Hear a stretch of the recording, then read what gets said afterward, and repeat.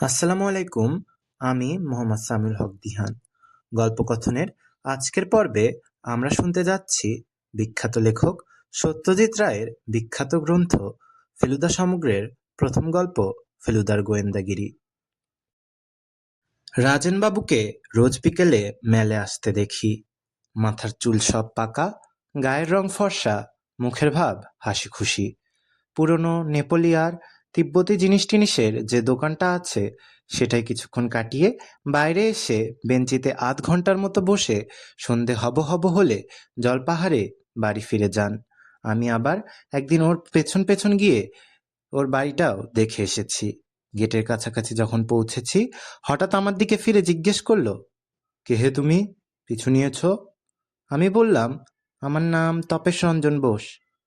তবেই নাও লজেন জুস, বলে পকেট থেকে সত্যি একটা লেমন ড্রপ বার করে আমায় দিলেন আর দিয়ে বললেন, একদিন সকাল সকাল এসো আমার বাড়িতে, অনেক মুখোশ আছে দেখাবো। সেই রাজেন বাবুর যে এমন বিপদ ঘটতে পারে তা কেউ বিশ্বাস করবে? ফেলুদাকে কথাটা বলতেই সে খ্যাক করে উঠল। পাকামো করিস নে, কার কিভাবে বিপদ ঘটবে না ঘটবে সেটা কি মানুষকে দেখলে বোঝা যায়? আমি দোস্তর মতো রেগে গেলাম। বারে, রাজেনবাবু যে ভালো লোক সেটা বুঝি দেখলে বোঝা যায় না? তুমি তো তাকে দেখোইনি, দার্জিলিংয়ে এসে অবধি তো তুমি বাড়ি থেকে বেরোয়নি। রাজেনবাবু নেপালি বস্তিতে গিয়ে গরিবদের কত সেবা করেছেন জানো? আচ্ছা বেশ বেশ, এখন বিপদটা কি তাই শুনি। আর তুই কচি খোকা, সে বিপদের কথা তুই জানলি কি করে? কচি খোকা অবশ্য আমি মোটেই না, কারণ আমার বয়স 13.5 বছর। ফেলুদার বয়স আমার ঠিক ডবল। সত্যি বলতে কি, ব্যাপারটা আমার জানার কথা নয়। মেলে বেঞ্চিতে বসেছিলাম, আজ রবিবার, ব্যান্ড বাজাবে তাই শুনবো বলে। আমার পাশে বসেছিলেন তিনকড়িবাবু, যিনি রাজেনবাবুর ঘর ভাড়া নিয়ে দার্জিলিংয়ে গরমের ছুটি কাটাতে এসেছেন। তিনকড়িবাবু আনন্দবাজার পড়ছিলেন আর আমি কোনো রকমে উকিঝুঁকি মেরে ফুটবলের খবরটা দেখার চেষ্টা করছিলাম। এমন সময় হাঁপাতে হাঁপাতে ফ্যাকাশে মুখ করে রাজেনবাবু এসে ধপ করে তিনকড়িবাবুর পাশে বসে গায়ের চাদরটা দিয়ে কপালের ঘাম মুছতে লাগলেন। তিনকড়িবাবু কাগজ বন্ধ করে বললেন, কি হলো, চড়ায় উঠে এলেন নাকি? রাজেনবাবু গলা নামিয়ে বললেন, আরে না মশাই, এক ইনক্রেডিবল ব্যাপার। ইনক্রেডিবল কথাটা আমার জানা ছিল। ফেলুদা ওঠা প্রায় ব্যবহার করে, ওর মানে অবিশ্বাস্য। তিনকড়িবাবু বললেন, কি ব্যাপার? এই দেখুন না। রাজেনবাবু পকেট থেকে একটা ভাঁজ করা নীল কাগজ বার করে তিনকড়িবাবুর হাতে দিলেন। বুঝতে পারলাম সেটা একটা চিঠি। আমি অবশ্য চিঠিটা পড়িনি বা পড়ার চেষ্টাও করিনি, বরঞ্চ আমি উল্টো দিকে মুখ ঘুরিয়ে গুনগুন করে গান গেয়ে এমন ভাব দেখাচ্ছিলাম যেন বুড়োদের ব্যাপারে আমার কোনো ইন্টারেস্টই নেই। কিন্তু চিঠিটা না পড়লেও তিনকড়িবাবুর কথা আমি শুনতে পেয়েছিলাম। সত্যি ইনক্রেডিবল।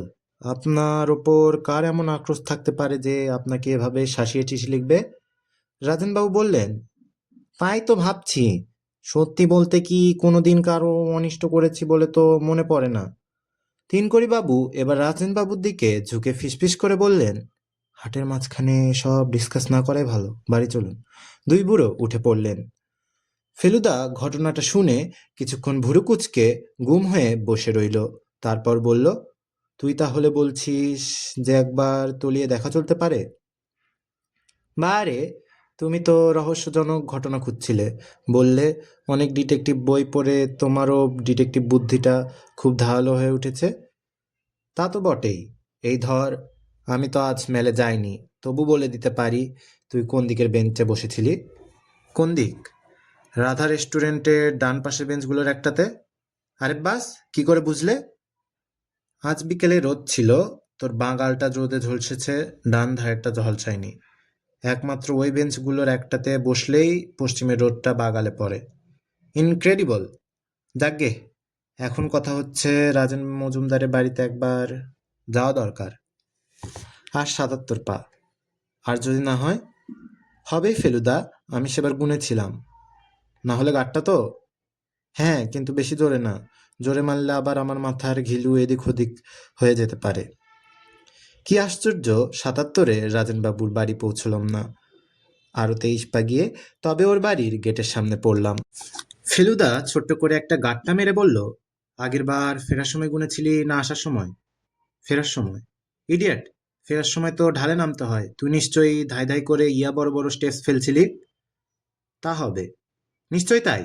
আর তাই স্টেপ সেবার কম হয়েছিল, এবার বেশি হয়েছে। জোয়ান বয়সে ঢালে নামতে মানুষ বড় বড় পা ফেলে দৌড়ানোর মতো, আর বুড়ো হলে ঢালুর বেলা ব্রেক কষে কষে ছোট পা ফেলতে হয়, তা না হলে মুখ থুবড়ে পড়ে। কাছাকাছি কোনো বাড়ি থেকে রেডিওতে গান শোনা যাচ্ছে। ফেলুদা এগিয়ে কলিং বেল টিপল। কি বলবে ঠিক করেছো ফেলুদা? যা খুশি তাই বলবো, তুই কিন্তু স্পিকটি নট। যতক্ষণ থাকবি এ বাড়িতে একটি কথা বলবি নে। কিচ্ছু জিজ্ঞেস করলেও না? Shut up! একটা নেপালি চাকর এসে দরজা খুলে দিল। অন্দরাইয়ে। বৈঠকখানায় ঢুকলাম। বেশ সুন্দর পুরনো প্যাটার্নের কাঠের বাড়ি। শুনেছি রাজেনবাবু 10 বছর হলো রিটায়ার করে দার্জিলিংয়ে আছেন। কলকাতায় বেশ নামকরা উকিল ছিলেন। চেয়ার টেবিল যা আছে ঘরে সব বেতের। যেটা সবচেয়ে বেশি চোখে পড়ে সেটা হচ্ছে চারিদিকে দেয়ালে টাঙানো সব অদ্ভুত দাঁত খিচানো চোখ রাঙানো মুখোশের শাড়ি। আর আছে পুরনো ঢাল, তলোয়ার, ভোজালি, থালা, ফুলদানি, এইসব।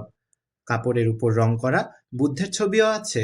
কত পুরনো কে জানে, কিন্তু তাতে যে সোনালি রংটা আছে সেটা এখনো ঝলমল করছে। আমরা দুজনে দুটো বেতের চেয়ারে বসলাম। ফেলুদা দেওয়ালের এদিক ওদিক দেখে বলল, পেরেকগুলো সব নতুন, মরচে ধরেনি। ভদ্রলোকের প্রাচীন জিনিসের শখটা বোধহয় বেশি প্রাচীন নয়। রাজেনবাবু ঘরে ঢুকলেন। আমি অবাক হয়ে দেখলাম ফেলুদা উঠে গিয়ে টিপ করে এক পেন নাম ঠুকে বলল, চিনতে পারছেন? আমি জয়কৃষ্ণ মিত্তিরের ছেলে ফেলু। রাজেনবাবু প্রথমে চোখ কপালে তুললেন, তারপর দু চোখের পাশে ভুরু কুচকিয়ে একগাল হেসে বললেন, বাবা, কত বড় হয়েছ তুমি! হ্যাঁ, কবে এলে এখানে? বাড়ির সব ভালো?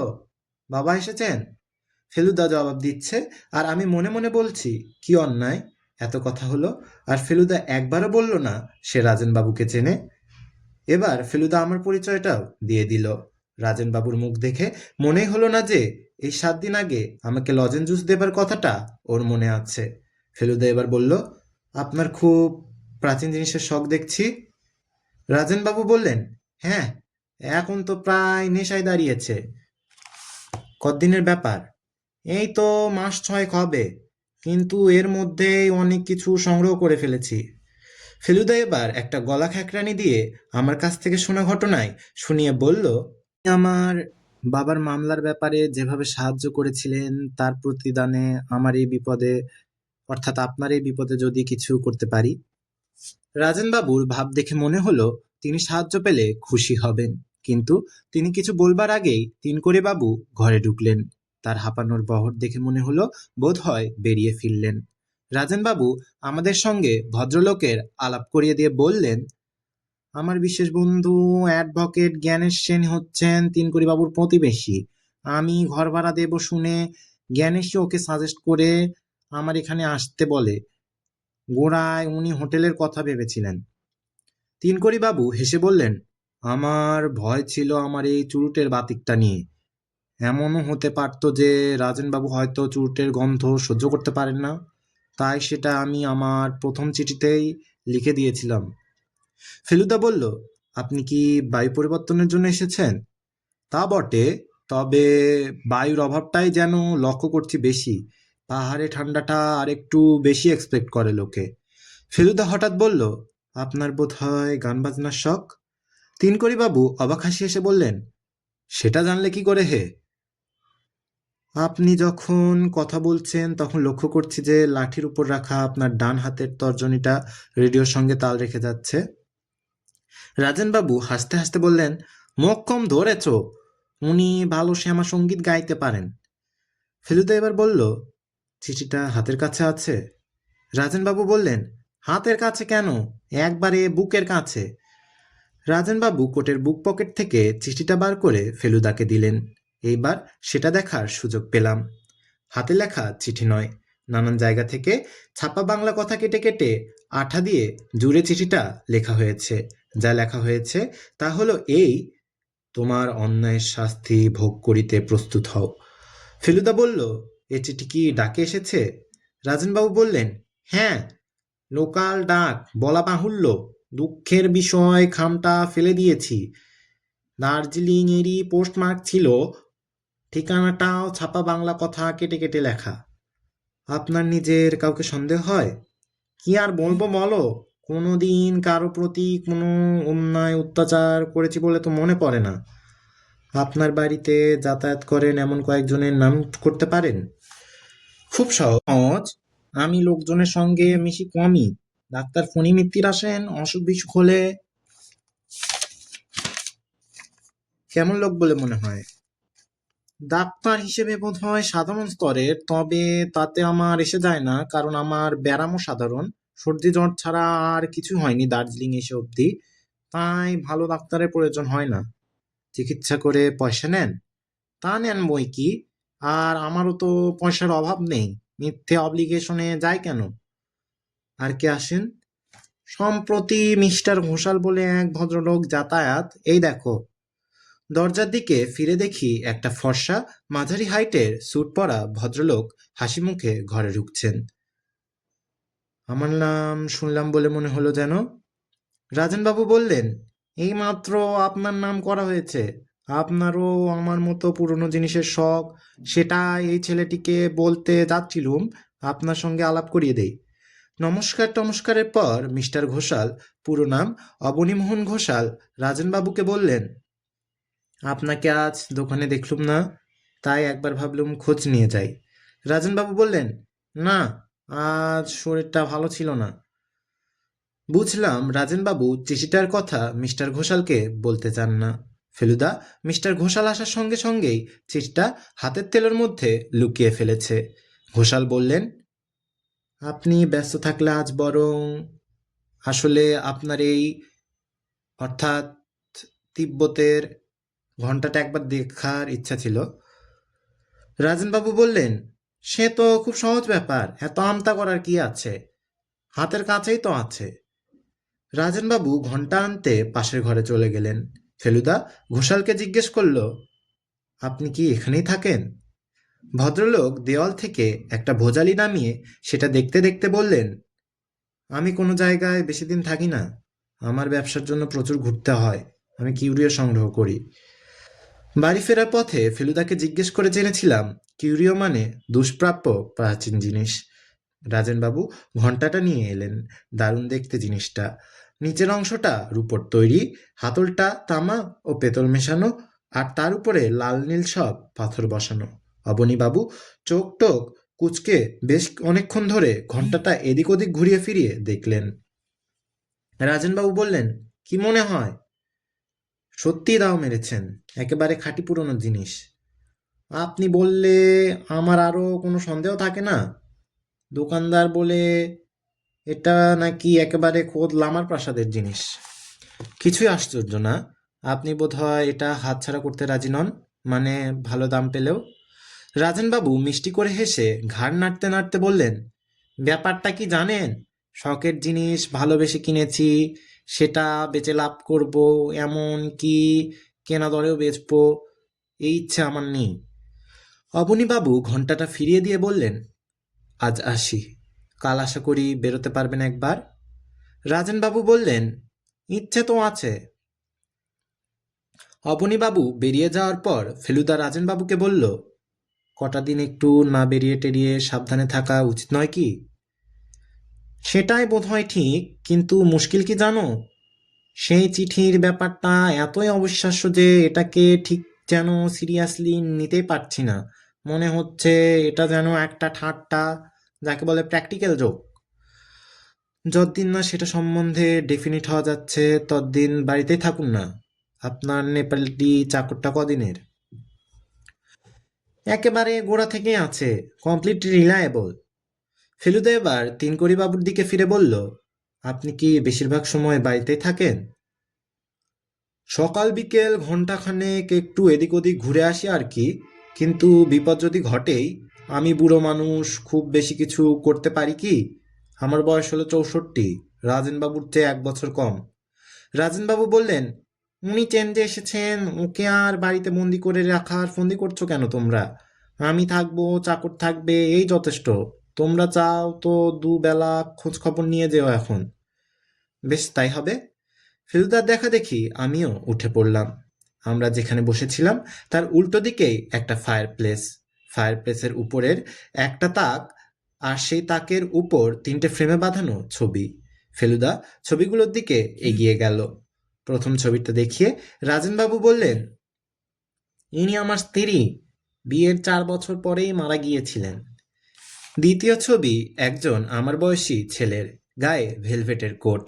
ফেলুদা জিজ্ঞেস করলো, এটিকে?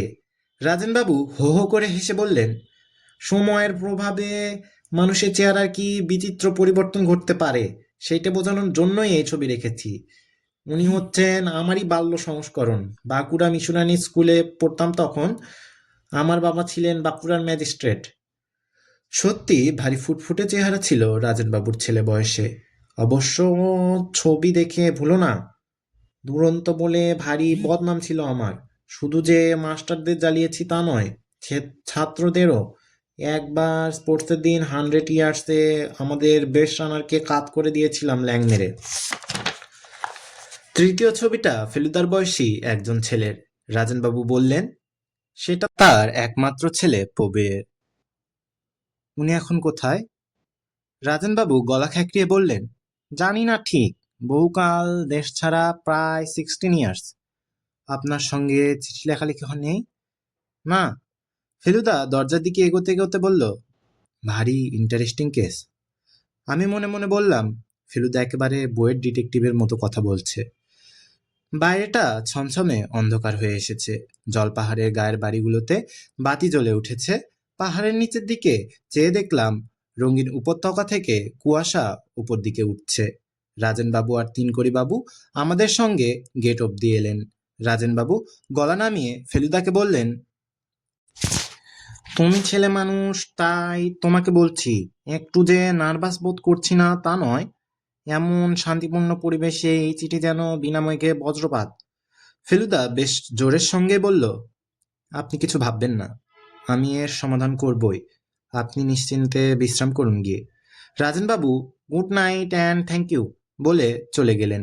এবার তিনকড়িবাবু ফেলুদাকে বললেন, তোমাকে তুমি করে বলছি। তোমার অবজারভেশনের ক্ষমতা দেখে আমি সত্যিই ইমপ্রেসড হয়েছি। ডিটেকটিভ গল্প আমিও অনেক পড়েছি।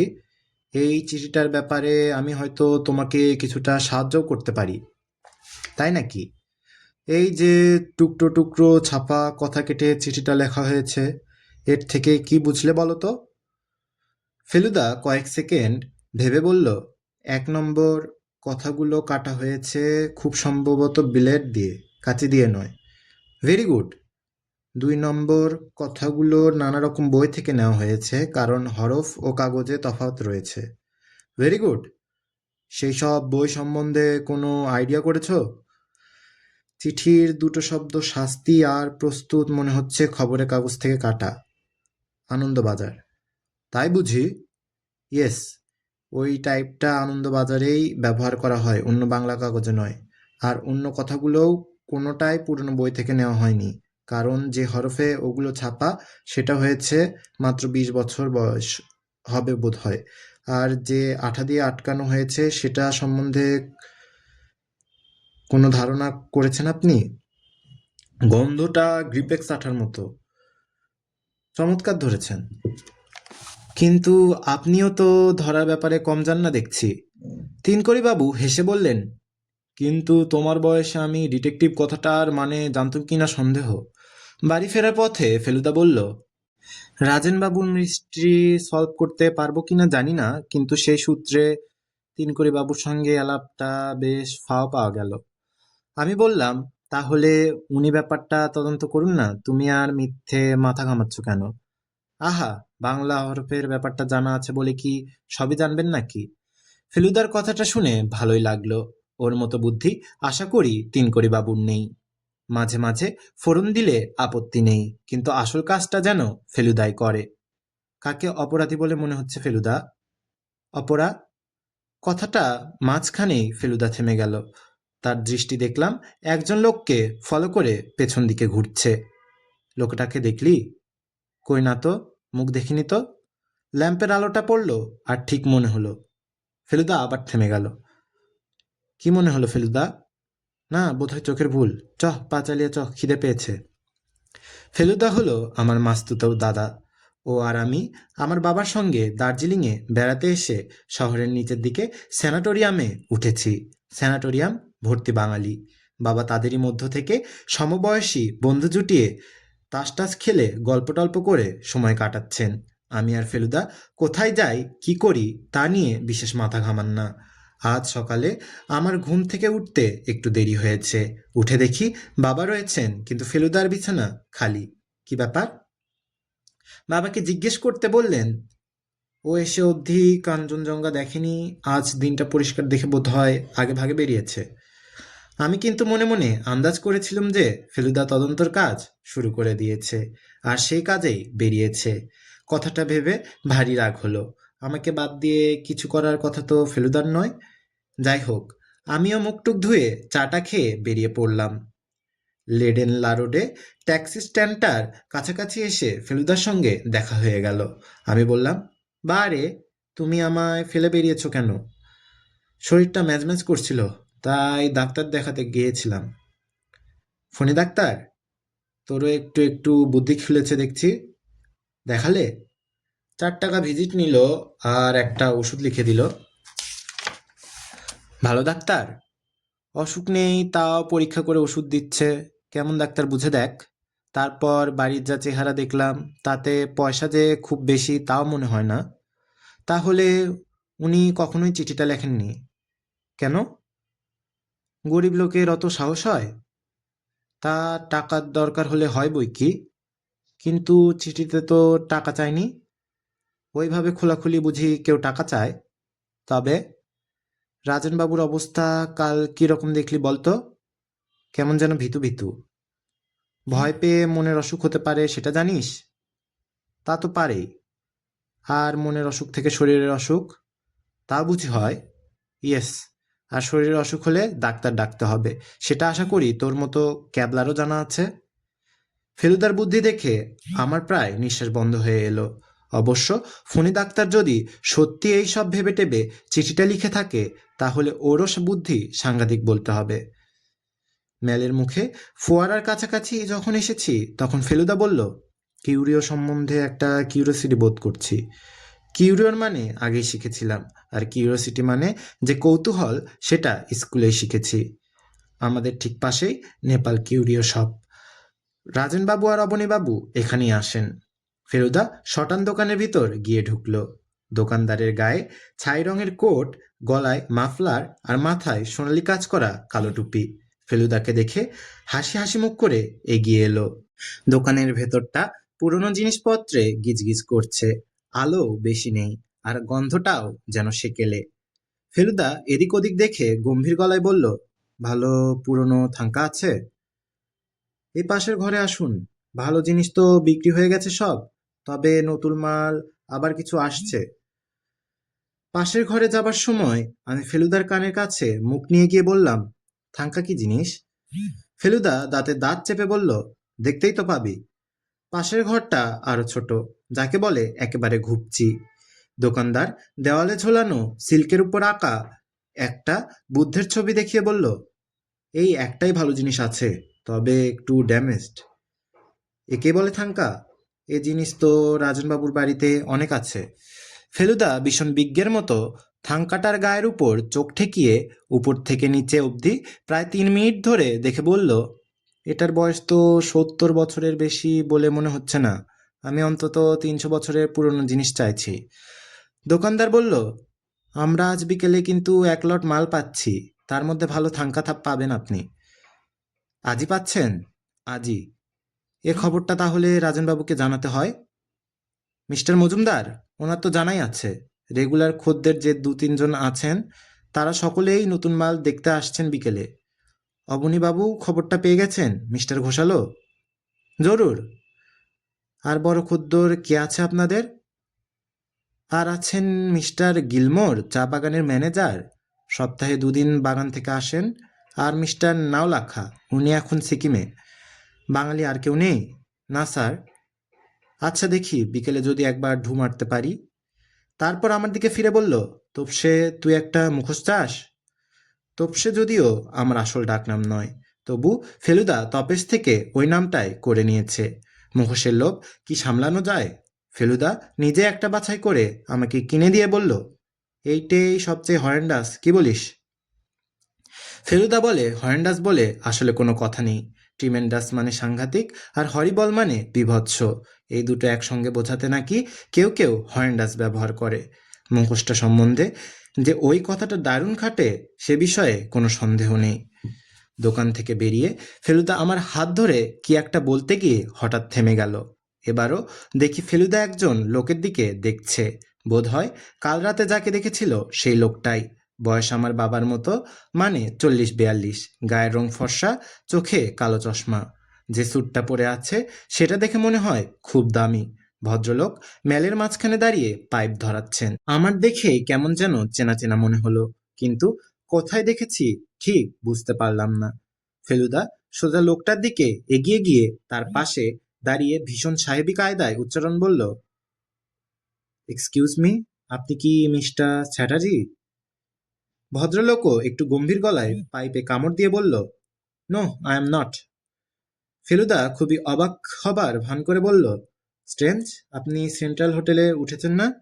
ভদ্রলোক একটু হেসে অবজ্ঞার সুরে বললেন, না, Mount Everest, and I don't have a twin brother. এই বলে ভদ্রলোক গটগটিয়ে অবজারভেটরি হিলের দিকে চলে গেলেন। যাবার সময় লক্ষ্য করলাম যে তার কাছে একটা ব্রাউন কাগজে মোড়া প্যাকেট, আর কাগজটার গায়ে লেখা নেপালি কিউরিও শপ। আমি চাপা গলায় বললাম, ফেলুদা, উনিও কি মুখোশ কিনেছেন নাকি? তা কিনতে পারে, মুখোশটা তো আর তোর আমার একচেটিয়ে নয়। চহ, কেভেন্টার্সে গিয়ে একটু কফি খাওয়া যাক। কেভেন্টার্সের দিকে যেতে যেতে ফেলুদা বলল, লোকটাকে চিনলি? আমি বললাম, তুমি চিনলে না আর আমি কি করে চিনি বলো? তবে চেনা চেনা লাগছিল। আমি চিনলাম না? বারে, কোথায় চিনলে? ভুল নাম বললে যে। তোর যদি এতটুকু সেন্স থাকে, ভুল নাম বলেছি হোটেলের নামটা বের করার জন্য, সেটাও বুঝলি না? লোকটার আসল নাম কি জানিস? কি? প্রবীর মজুমদার। ওহো, হ্যাঁ, ঠিক বলেছ, ঠিক বলেছ। রাজেনবাবুর ছেলে, তাই না? যার ছবি রয়েছে তাকের উপর। অবশ্য বয়সটা এখন অনেক বেড়ে গেছে তো। শুধু যে চেহারার মিল তা নয়, গালের আঁচিলটা নিশ্চয় তুইও লক্ষ্য করেছিস। আসল কথাটা হচ্ছে, ভদ্রলোকের জামা কাপড় সব বিলেতি। স্যুট লন্ডনের, টাই প্যারিসের, জুতো ইটালিয়ান, এমনকি রুমালটা পর্যন্ত বিলেতি। সদ্য বিলেত ফেরত, সে বিষয়ে কোনো সন্দেহ নেই। কিন্তু ওর ছেলে এখানে রয়েছে সে খবর রাজেনবাবু জানেন না। বাপ যে এখানে রয়েছে সেটা ছেলে জানে কিনা সেটাও খোঁজ নিয়ে দেখা দরকার। রহস্যক্রমেই ঘনিয়ে আসছে এই কথাটা ভাবতে ভাবতে কেভেন্টারের দোকানে পৌঁছলাম। দোকানের ছাদে যে বসার জায়গাটা আছে সেটা আমার ভীষণ ভালো লাগে। চারদিকে দার্জিলিং শহরটা, ওই নিচে বাজারটা দারুণ ভালো দেখায়। ছাদে উঠে দেখি কোণের টেবিলটায় চুরুট হাতে তিনকড়িবাবু বসে কফি খাচ্ছেন। ফেলুদাকে দেখতে পেয়েই হাত তুলে তার টেবিলে গিয়ে বসতে বললেন আমাদের। আমরা তিনকড়িবাবুর দুদিকে দুটো টিনের চেয়ারে বসলাম। তিনকড়িবাবু ফেলুদাকে বললেন, ডিটেকশনে তোমার পারদর্শিতা দেখে খুশি হয়ে আমি তোমাদের দুজনকে দুটো হট চকলেট খাওয়াবো, আপত্তি আছে? হট চকলেটের নাম শুনে আমার জিভে জল চলে এসেছে। তিনকড়িবাবু তুড়ি মেরে একটা বেয়ারাকে ডাকলেন। বেয়ারা এসে অর্ডার নিয়ে গেলে তারপর তিনকড়িবাবু কোটের পকেট থেকে একটা বই বার করে ফেলুদাকে দিয়ে বললেন, এই নাও, একটা এক্সট্রা কফি ছিল, আমার লেটেস্ট বই, তোমায় দিলুম। বইয়ের মলাটটা দেখে ফেলুদার মুখটা হা হয়ে গেল। আপনার বই মানে? আপনার লেখা? আপনি কি গুপ্তচর নাম নিয়ে লেখেন? তিনকড়িবাবু আধ বোঝা চোখে অল্প হাসি হেসে মাথায় নেড়ে হ্যাঁ বললেন। ফেলুদার অবাক ভাব আরও যেন বেড়ে গেল। সে কি, আপনার সব কটা উপন্যাস যে আমার পড়া। বাংলায় আপনার ছাড়া আর কারুর রহস্য উপন্যাস আমার ভালো লাগে না, কারণ আপনার মতো করে অত গভীরভাবে কেউ ইনফরমেশন দেয় না। Thank you, thank you. ব্যাপারটা কি জানো, এখানে একটা প্লট মাথায় নিয়ে লেখার জন্য এসেছিলাম। এখন দেখছি বাস্তব জীবনের রহস্য নিয়েই মাথা ঘামিয়ে ছুটিটা ফুরিয়ে গেল। আমার সত্যিই দারুণ লাগ আপনার সঙ্গে এভাবে আলাপ হয়ে গেল। দুঃখের বিষয়, আমার ছুটির মেয়াদ সত্যি ফুরিয়ে এসেছে। কাল সকালে চলে যাচ্ছি আমি। আশা করছি যাবার আগে তোমাদের আরো কিছুটা হেল্প করে দিয়ে যেতে পারবো। ফেলুদা এবার রাজেনবাবুর ছেলেকে আজ দেখলাম। বলো কি হে, এই 10 মিনিট আগে। তুমি ঠিক বলছো? চিনতে পেরেছো তুই ঠিক? 14 আনা শিওর। মাউন্ট এভারেস্ট হোটেলে গিয়ে খোঁজ করলে বাকি 2 আনাও পুড়ে যাবে বোধ হয়। বাবু হঠাৎ একটা দীর্ঘশ্বাস ফেললেন। রাজেনবাবুর মুখে তার ছেলের কথা শুনেছ? কাল যা বললেন তার বেশি শুনিনি। আমি শুনেছি অনেক কথা। ছেলেটি অল্প বয়সে বকে গিয়েছিল, বাপের সিন্দুক থেকে টাকা চুরি করে ধরা পড়েছিল। রাজনবাবু তাকে ত্যায্য পুত্র পর্যন্ত করেছিলেন। বাড়ি থেকে বেরিয়ে যেতে বললেন। ছেলেটি গিয়েছিলও তাই। 24 বছর বয়স তখন তার। একবারে নিখোঁজ। রাজনবাবু অনেক অনুসন্ধান করেছিলেন, কারণ পরে তার অনুতাপ হয়। কিন্তু ছেলে কোনো খোঁজ খবর নেয়নি বা দেয়নি। বিলেতে তাকে দেখেছিলেন রাজেনবাবুরই এক বন্ধু, তাও সে 10-12 বছর আগে। রাজেনবাবু তাহলে জানেন না যে তার ছেলে এখানে আছে? নিশ্চয় না। আমার মনে হয় ওকে না জানানোই ভালো। একে এই চিঠির শখ, তার উপর। বাবু হঠাৎ থেমে গেলেন। তারপর ফেলুদার দিকে ফিরে বললেন, আমার বুদ্ধি শুদ্ধি সব লোপ পেয়েছে। রহস্য উপন্যাস লিখে দেওয়া ছেড়ে দেওয়া উচিত বোধ হয়। ফেলুদা হাসতে হাসতে বলল, বীর মজুমদার যে চিঠি লিখে থাকতে পারেন সেটা আপনার খেয়াল হয়নি তো? এক্স্যাক্টলি, কিন্তু বাবু অন্যমনস্ক হয়ে গেলেন। বেয়ারা হট চকলেট এনে টেবিলে রাখতে বাবু যেন একটু চাগিয়ে উঠলেন। ফেলুদার দিকে ফিরে বললেন, ফণিমিত্তিরকে কেমন দেখলে? ফেলুদা যেন একটু হকচকিয়ে গেল। সে কি? আপনি কি করে জানলেন আমি ওখানে গিয়েছিলাম? তুমি যাওয়ার অল্পক্ষণ পরে আমিও গিয়েছিলাম। আমাকে রাস্তায় দেখেছিলেন বুঝি? না, তবে ডাক্তারের ঘরের মেঝেতে একটি মরা সিগারেট দেখে জিজ্ঞেস করলাম কে খেয়েছে। ডাক্তার ধূমপান করেন না। ফণিবাবু তখন বর্ণনা দিলেন, তাতে তোমার কথা মনে হলো। যদিও তোমাকে আমি সিগারেট খেতে দেখিনি, কিন্তু এখন তোমার আঙুলের গায়ে হলদে রং দেখে বুঝেছি তুমি খাও। ফেলুদা বাবুর বুদ্ধির তারিফ করে বলল, আপনারও কি ফণিমিত্তিরকে সন্দেহ হয়েছিল নাকি? তা হবে না। লোকটাকে দেখলে অভক্তি হয় কি না? তা হয়। রাজেনবাবু যে ওকে কেন এত আমল দেন জানি না। তাও জানো না বুঝি? দার্জিলিংয়ে আসার কিছুদিনের মধ্যে রাজেনবাবুর ধর্মকর্মের দিকে মন যায়। তখন ফণিবাবুই তাকে এক গুরুর সন্ধান দিয়েছিলেন। একই গুরুর শিষ্য হিসেবে ওদের যে প্রায় ভাই ভাই সম্পর্ক হে। ফেলুদা জিজ্ঞেস করল, ফণিমিত্তিরের সঙ্গে কথা বলে কি বুঝলেন? কথা তো ছুতো। আসলে বইয়ের আলমারিগুলোর দিকে একবার চোখ বুলিয়ে নিচ্ছিলুম, বাংলা উপন্যাস আছে কিনা তা দেখার জন্য। ঠিক বলেছ। আমিও দেখেছি, প্রায় নেই বললেই চলে। আর যা আছে তাও আদ্যিকালের। ঠিক। তবে ফণির ডাক্তার অন্যের বাড়ির বই থেকেও কথা কেটে চিঠি তৈরি করতে পারে তো? তা পারে, তবে লোকটাকে দেখে ভারী কুঁড়ে বলে মনে হয়। এ ব্যাপারে অতটা কাঠখড় পোড়াবে সেটা যেন বিশ্বাস করা যায় না। ফেলুদা এবার বলল, অবনী ঘোষাল লোকটা সম্বন্ধে আপনার কি ধারণা? বিশেষ সুবিধার লোক নয় বলেই আমার বিশ্বাস। ভারী ওপর চালাক। আর ও সব প্রাচীন শিল্প-টিল্প কিছুই নয়। ওর আসল লোভ হচ্ছে টাকার। এখন খরচ করে জিনিস টিনিস কিনছে, পরে বিদেশিদের কাছে বিক্রি করে 5 গুণ প্রফিট করবে। ওর পক্ষে এই হুমকির চিঠি দেওয়ার কোনো কারণ থাকতে পারে বলে আপনার মনে হয় কি? সেটা এখনো তলিয়ে দেখিনি। আমি একটা কারণ আবিষ্কার করেছি। আমি অবাক হয়ে ফেলুদার দিকে চাইলাম। ওর চোখ দুটো জল করছে। বাবু বললেন, কি কারণ? ফেলুদা গলাটা নামিয়ে নিয়ে বলল, যে দোকান থেকে তারা জিনিস কেনেন সেখানে কিছু ভালো নতুন মাল আসছে আজ বিকেলে। এবার বাবুর চোখও জল করে উঠল। বুঝেছি। হুমকি চিঠি পেয়ে রাজেন মজুমদার ঘরে বন্দি হয়ে রইলেন, আর সেই ফাঁকতালে অবনী ঘোষাল দোকানে গিয়ে সব লুটে পুটে নিলেন। এক্স্যাক্টলি। বাবু চকলেটের পয়সা দিয়ে উঠে পড়লেন। আমরা দুজনেও উঠলাম।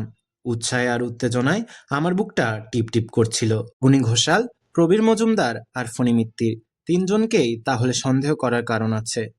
15 মিনিটের মধ্যেই মাউন্ট এভারেস্ট হোটেলে গিয়ে ফেলুদা সেই খবরটা জেনে নিল। প্রবীণ মজুমদার বলে একজন ভদ্রলোক সেই হোটেলের 16 নম্বর ঘরে 5 দিন হলে এসেও রয়েছেন। বিকেলের দিকে রাজনবাবুর বাড়িতে যাবার কথা ফেলুদা বলেছিল, কিন্তু দুপুর থেকে মেঘলা করে 4টে নাগাদ তেড়ে বৃষ্টি নামলো। আকাশের চেহারা দেখে মনে হলো বৃষ্টিটা সহজে থামবে না। ফেলুদা সারাটা সন্ধে খাতা পেন্সিল নিয়ে কি সব যেন হিসেব করলো। আমার ভীষণ জানতে ইচ্ছে করছিল কি লিখছে, কিন্তু জিজ্ঞেস করতে সাহস হলো না। শেষটায় আমি তিনকড়ি বাবুর বইটা নিয়ে পড়তে আরম্ভ করলাম। দারুণ থ্রিলিং গল্প। পড়তে পড়তে রাজেনবাবুর চিঠির ব্যাপারটা মন থেকে প্রায় মুছেই গেল। 8টা নাগাদ বৃষ্টি থামলো, কিন্তু তখন এত শীত যে বাবা আমাদের বেরোতে দিলেন না। পরদিন ভোরবেলা ফেলুদার ধাক্কার চোটে ঘুম ভেঙে গেল। ওঠ ওঠ, এই তোপসে ওঠ। আমি ধর্মড়িয়ে উঠে পড়লাম। ফেলুদা কানের কাছে মুখ এনে দাঁতে দাঁত চেপে এক নিঃশ্বাসে বলে গেল, রাজেনবাবুর নেগ্রোপালি চাকরটা এসেছিল, বলল বাবু এখনই যেতে বলেছেন, বিশেষ দরকার, তুই যদি যেতে চাস তো। সে আর বলতে 15 মিনিটের মধ্যে তৈরি হয়ে রাজনবাবুর বাড়িতে পৌঁছে দেখি তিনি ফ্যাকাশে মুখ করে খাটে শুয়ে আছেন। ফণি ডাক্তার তার নাড়ি টিপে খাটের পাশটায় বসে, আর তিনকড়ি বাবু এই শীতের মধ্যেও একটা হাত পাকা নিয়ে মাথার পিছনটায় দাঁড়িয়ে হাওয়া করছেন। ফণিবাবুর নাড়ি দেখা হলে তারপর রাজনবাবু যেন বেশ কষ্ট করেই জোরে নিঃশ্বাস নিতে নিতে বললেন, কাল রাত্রে 12টার কিছু পরে ঘুমটা ভাঙতে বিদ্যুতের আলোয় আমার মুখের ঠিক সামনে I saw A masked face. Masked face? মুখোশ পরা মুখ? রাজনবাবু দম নিলেন। ফণি মিত্তির দেখলাম একটা প্রেসক্রিপশন লিখছেন। রাজনবাবু বললেন, দেখে এমন হলো যে চিৎকারও বেরোলো না গলা দিয়ে। রাতটা যে কিভাবে কেটেছে তা বলতে পারি না। ফেলুদা বলল, আপনার জিনিসপত্র কিছু চুরি যায়নি তো? রাজনবাবু বললেন, না, তবে আমার বিশ্বাস আমার বালিশের তলা থেকে আমার চাবির গোছাটা নিতেই সে আমার উপর ঝুঁকেছিল। ঘুম ভেঙে যাওয়াতে জানালা দিয়ে লাফিয়ে ও হরিবল হরিবল। ফণি ডাক্তার বললেন, আপনি উত্তেজিত হবেন না, আপনাকে একটা ঘুমের ওষুধ দিচ্ছি, আপনার কমপ্লিট রেস্টের দরকার। ফণিবাবু উঠে পড়লেন। ফেলুদা হঠাৎ বলল, ফণিবাবু কাল রাত্রে রুগী দেখতে গিয়েছিলেন বুঝি? কোটের পেছনে কাদার ছিটে লাগলো কি করে? ফণিবাবু তেমন কিছু না ঘাবড়িয়ে বললেন, ডাক্তারের লাইফ তো জানেনি, আর্তের সেবায় যখন জীবনটাই উৎসর্গ করেছি, তখন ডাক যখনই আসুক না কেন বেরোতেই হবে, সে ঝড়ই হোক আর বৃষ্টি হোক আর বরফই পড়ুক। ফণিবাবু তার পাওনা টাকা নিয়ে চলে গেলেন। রাজেনবাবু এবার সোজা হয়ে উঠে বসে বললেন, তোমরা আসাতে অনেকটা সুস্থ বোধ করছি, বেশ খানিকটা ঘাবড়ে গেছিলুম জানো। এখন বোধ হয় বৈঠকখানায় গিয়ে একটু বসা চলতে পারে। ফেলুদা আর তিনকড়িবাবু হাত ধরাধরি করে রাজেনবাবুকে বৈঠকখানায় এনে বসালেন। তিনকড়িবাবু বললেন, স্টেশনে ফোন করেছিলুম, যদি যাওয়াটা 2 দিন পেছানো যায়। রহস্যের সমাধান না করে যেতে মন চাইছে না, কিন্তু ওরা বলল এ টিকিট ক্যান্সেল করলে 10 দিনের আগে বুকিং পাওয়া যাবে না। এটা শুনে আমার ভালোই লাগলো। আমি চাইছিলাম ফেলুদা একাই ডিটেকটিভের কাজটা করুক। তিনকড়িবাবু যেন ফেলুদার অনেকটা কাজ আগে আগেই করে দিচ্ছিলেন। রাজেনবাবু বললেন, আমার চাকরটার পাহাড় দেওয়ার কথা ছিল, কিন্তু আমি নিজেই কাল 10টার সময় তাকে ছুটি দিয়ে দিয়েছি। ওর বাড়িতে খুব অসুখ, বুড়ো বাপ আছে, তার এখন তেমন অবস্থা। ফেলুদা বলল, মাস্কটা কেমন ছিল মনে পড়ে? রাজেনবাবু বললেন, খুবই সাধারণ নেপালি মুখোশ। দার্জিলিং শহরে অন্তত আরও 300-400 খুঁজে পাওয়া যাবে। আমার এই ঘরেই তো আরও 5খানা রয়েছে, ওই যে দেখো না। রাজেনবাবু যে মুখোশটার দিকে আঙ্গুল দেখালেন, ঠিক সেই জিনিসটা কাল ফেলুদা আমার জন্য কিনে দিয়েছে। তিনকড়িবাবু এতক্ষণ বেশি কথা বলেননি। এবার বললেন, আমার মতে এবার বোধ হয় পুলিশে একটা খবর দেওয়া উচিত। একটা প্রোটেকশনেরও দরকার আছে। কাল যা ঘটেছে তারপরে তো আর ব্যাপারটিকে ঠাট্টা বলে নেওয়া চলে না। ফেলুবাবু, তুমি তোমার নিজের ইচ্ছে মতো তদন্ত চালিয়ে যেতে পারো, তাতে তোমায় কেউ বাধা দেবে না, কিন্তু আমি সব দিক বিবেচনা করে বলছি, এবার পুলিশের সাহায্য নেওয়া দরকার। আমি বরং যাই, গিয়ে একটা ডায়েরি করে আসি। প্রাণের ভয় আছে বলে মনে হয় না, তবে রাজেনবাবু আপনার ঘন্টাটা একটু সাবধানে রাখবেন। আমরা যখন উঠছি তখন ফেলুদা রাজেনবাবুকে বলল, বাবু তো চলে যাচ্ছেন, তার মানে আপনার একটা ঘর খালি হয়ে যাচ্ছে। আমরা যদি আজ রাতটা ও ঘরে এসে থাকি তাহলে আপনার কোনো আপত্তি আছে কি? রাজেনবাবু বললেন, মোটেই না। আপত্তি কি? তুমি তো হলে আমার প্রায় আত্মীয়ের মতো। আর সত্যি বলতে কি, যত বুড়ো হচ্ছি তত যেন সাহসটা কমে আসছে। ছেলে বয়সে দুরন্ত হলে নাকি বুড়ো বয়সে মানুষ মেধা মেরে যায়। বাবুকে ফেলুদা বলল স্টেশনে ওকে সি অফ করতে যাবে। ফেরার পথে যখন নেপাল কিউরিও শপের পাশ দিয়ে যাচ্ছি তখন আমাদের দুজনেরই চোখ গেল দোকানের ভেতর। দেখলাম দুজন ভদ্রলোক দোকানের ভেতর জিনিসপত্র দেখছে আর পরস্পরের সঙ্গে কথা বলছে। দেখে মনে হয় দুজনের অনেক দিনের আলাপ। একজন অবনী ঘোষাল আর একজন প্রবীর মজুমদার। আমি ফেলুদার দিকে চাইলাম। তার মুখের ভাব দেখে মনে হলো না সে কোনো আশ্চর্য জিনিস দেখেছে। 10:30টার সময় স্টেশনে গেলাম বাবুকে গুড বাই করতে। উনি এলেন আমাদেরও 5 মিনিট পরে। চড়াই উঠে উঠে পায়ে ব্যথা হয়ে গেছে, তাই আস্তে হাঁটতে হলো। সত্যি পায়ে খুব ব্যথা। সত্যি বলতে কি, ভদ্রলোক একটু খোঁড়াচ্ছিলেন। রঙের ফার্স্ট ক্লাস কামরায় উঠে বাবু তার অ্যাটাচি কেস খুলে একটা ব্রাউন কাগজের প্যাকেট ফেলুদাকে দিলেন। এটা কিনতেও একটু সময় লাগলো। রাজেনবাবু তো আর কিউরিওর দোকানে যেতে পারলেন না, অথচ কাল সত্যি অনেক ভালো জিনিস এসেছে। তার থেকে একটি সামান্য জিনিস বাছাই করে ওর জন্য এনেছি। তোমরা আমার নাম করে শুভেচ্ছা জানিয়ে দিও ওকে। ফেলুদা প্যাকেটটা নিয়ে বলল, আপনার ঠিকানা দিয়ে গেলেন না? মিষ্টিটা সলভ করে আপনাকে জানিয়ে দেবো ভাবছিলাম যে। বাবু বললেন, আমার প্রকাশকের ঠিকানাটা আমার বইতেই পাবে। তার কেয়ারে লিখলেই চিঠি আমার কাছে পৌঁছে যাবে। Good luck. ট্রেন ছেড়ে দিল। ফেলুদা আমাকে বলল, লোকটা বিদেশে জন্মালে দারুণ নাম আর পয়সা করত। পরপর এতগুলো ভালো উপন্যাস খুব কম লোকে লিখেছে। সারাদিন ধরে ফেলুদা রাজেনবাবুর ব্যাপারটা নিয়ে নানান জায়গায় ঘোরাফেরা করলো। আমি অনেক করে বলতেও আমাকে সঙ্গে নিল না। সন্ধেবেলা যখন রাজেনবাবুর বাড়ি যাচ্ছি তখন ফেলুদাকে বললাম, কোথায় কোথায় গেলে সেইটে অন্তত বলবে তো। ফেলুদা বলল, দুবার মাউন্ট এভারেস্ট হোটেল, একবার ফণি মিত্তিরের বাড়ি, একবার নেপাল কিউরিও শপ, একবার লাইব্রেরি, আর এছাড়াও আরও কয়েকটা জায়গা। ও, আর কিছু জানতে চাস? অপরাধীকে বুঝতে পেরেছ? এখনো বলার সময় আসেনি। কাউকে সন্দেহ করেছ?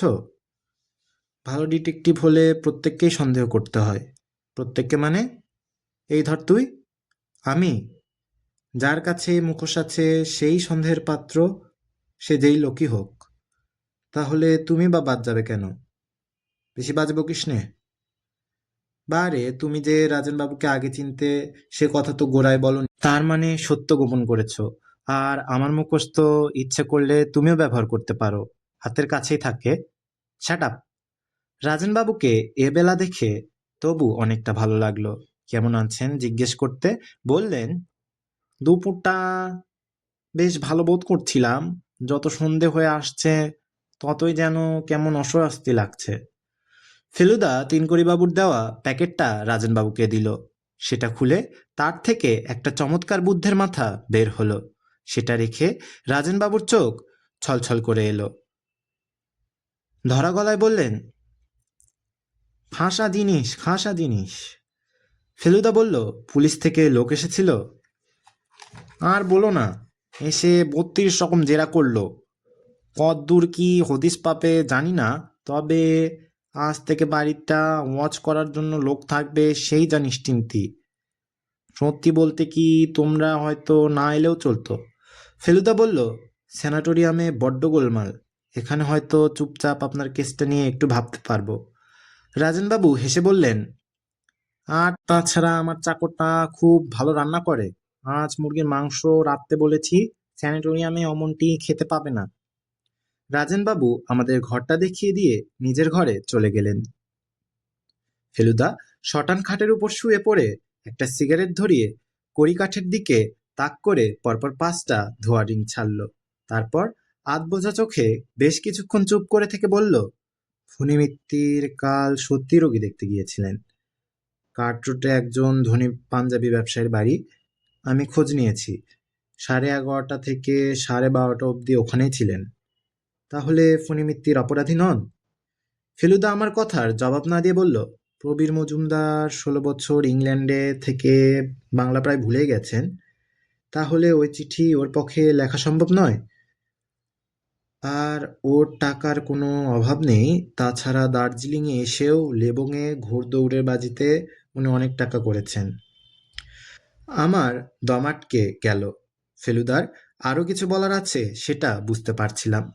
হাত খাওয়া জ্বলন্ত সিগারেটটা ক্যারামের গুটি মারার মতো প্রায় 10 হাত দূরে জানালা দিয়ে বাইরে ফেলে দিয়ে ফেলুদা বলল, আজ চা বাগানের গিলমোর সাহেবের দার্জিলিংয়ে এসেছে।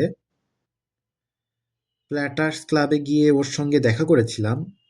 লামার প্রাসাদের আসল ঘণ্টা একটাই আছে, আর সেটা গিলমোরের কাছে। রাজেনবাবুরটা নকল। অবনী ঘোষাল সেটা জানে। তাহলে রাজেনবাবুর ঘণ্টা তেমন মূল্যবান নয়? না। আর অবনী ঘোষাল কাল রাত্রে একটা পার্টিতে প্রবীর মজুমদারের সঙ্গে রাত 9টা থেকে ভোর 3টে অবধি মাতলামি করেছে।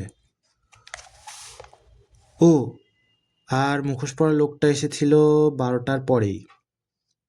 হ্যাঁ। আমার বুকের ভেতরটা কেমন খালি খালি লাগছিল।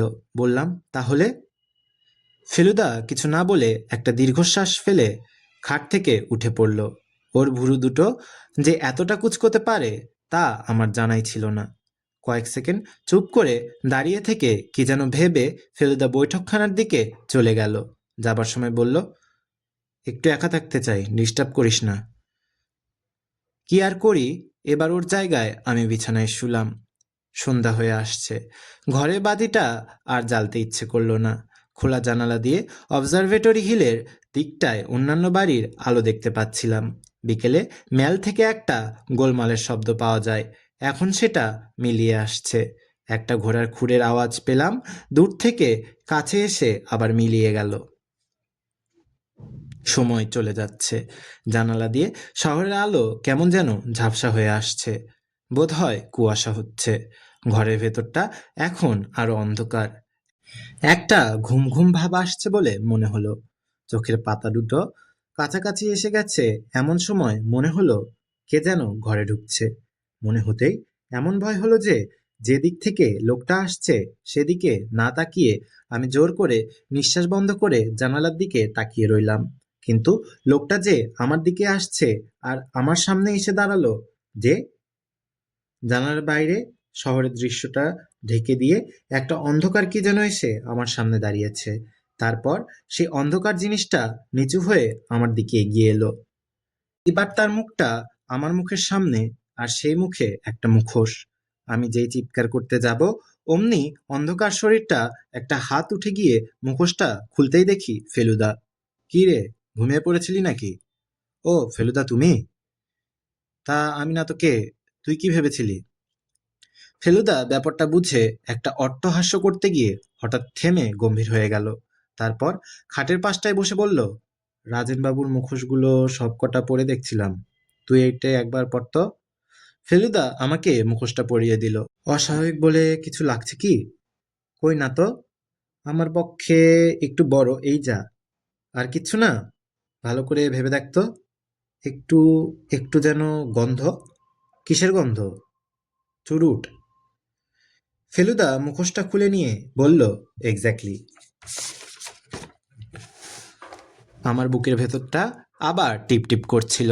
মুখ দিয়ে বেরিয়ে গেল, তি তি তিনকড়ি বাবু। ফেলুদা দীর্ঘশ্বাস ফেলে বলল, সুযোগের দিক দিয়ে সবচেয়ে বেশি ছিল এরই। বাংলা উপন্যাস, খবরের কাগজ, ব্লেড, আঠা কোনোটারই অভাব নেই। আর তুই লক্ষ্য করেছিলি নিশ্চয়ই, স্টেশনে আজ যেন একটু খোঁড়াচ্ছিলেন। সেটা বোধ হয় কাল জানালার বাইরে লাফিয়ে পড়ার দরুন। কিন্তু আসল যেটা রহস্য সেটা হলো কারণটা কি? রাজনবাবুকে তো মনে হয় রীতিমতো সমীহ করতেন ভদ্রলোক। তাহলে কি কারণে, কি উদ্দেশ্য নিয়ে তিনি এই চিঠি লিখেছিলেন? এটার উত্তর বোধ হয় আর জানা যাবে না, কোনোদিনও না। রাত্রে কোনো দুর্ঘটনা ঘটেনি। সকালে খাবার ঘরে বসে রাজেনবাবুর সঙ্গে চা খাচ্ছি, এমন সময় নেপালি চাকরটা একটা চিঠি নিয়ে এলো। আবার সেই নীল কাগজ, আর খামের উপর দার্জিলিং পোস্টমার্ক। রাজেনবাবু ফ্যাকাশে মুখ করে কাঁপতে কাঁপতে চিঠির ভাঁজ খুলে ফেলুদাকে দিয়ে বললেন, তুমি পড়ো, আমার সাহস হচ্ছে না। ফেলুদা চিঠিটা নিয়ে জোরে জোরে পড়ল। তাতে লেখা আছে, প্রিয় রাজু, কলকাতায় জ্ঞানেশের কাছ থেকে তোমার ঘরের খবর পেয়ে যখন তোমায় চিঠি লিখি, তখনও জানতাম না আসলে তুমি কে। তোমার বাড়িতে এসে তোমার ছেলে বয়সের ছবিখানা দেখেই চিনেছি। তুমি সেই 50 বছর আগের বাঁকুড়া মিশনারি স্কুলের আমারই সহপাঠী রাজু। এতকাল পরেও যে পুরনো আক্রোশ জাগিয়ে উঠতে পারে সেটা আমার জানা ছিল না। অন্যায়ভাবে ল্যাং মেরে যে তুমি আমার 100 ইয়ার্সের নিশ্চিত পুরস্কার ও রেকর্ড থেকে বঞ্চিত করেছিলে তাই নয়, আমাকে তুমি রীতিমতো জখমও করেছিলে। বাবা বদলি হলেন তখনই, তাই তোমার সঙ্গে বোঝাপড়াও হয়নি। আর তুমিও আমার মন আর শরীরের কষ্টের কথা জানতে পারোনি। 3 মাস পায়ে প্লাস্টার লাগিয়ে হাসপাতালে পড়েছিলাম। এখানে এসে তোমার জীবনের শান্তিময় পরিপূর্ণতার ছবি আমাকে অশান্ত করেছিল। তাই তোমার মনে খানিকটা সাময়িক উদ্বেগের সঞ্চার করে তোমার সেই প্রাচীন অপরাধের শাস্তি দিলাম। শুভেচ্ছা নিও। ইতি তিনু, শ্রী তৃণকরী মুখোপাধ্যায়।